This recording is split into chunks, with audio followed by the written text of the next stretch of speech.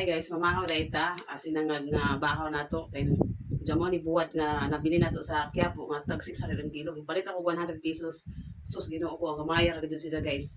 Sa 100 pesos guys, si size rajud ka buo. Inaani ka dag ko Sus, ginoo. So mga unta guys, magkamuta. Nasa pa karton taon. Ano pa rin sa na to. Mahal ka dyan. Mahal ba ni sa pampano? 400 ang kilo. Profit yan pampano. Kaya nagsasalan. Naunsa naman yung panahon na karon buhat nga nin. Sus, ginoo ko.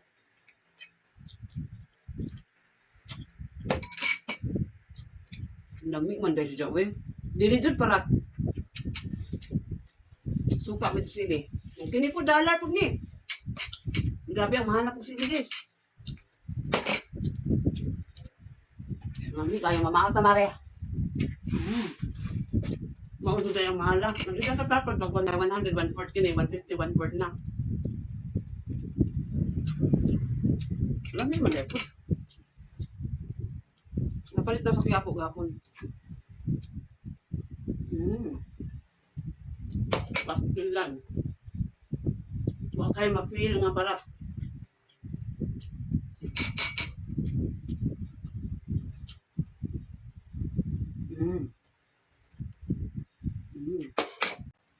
Pag konsumo na nalamos sa kasimana sa una sa uliti. Kung ano yung mabawang sa una ng estudyante ni. Tapos magdakong guys, ang among kanon, mais pa. Humay-humay, maglulog-lugag, nagtagda na.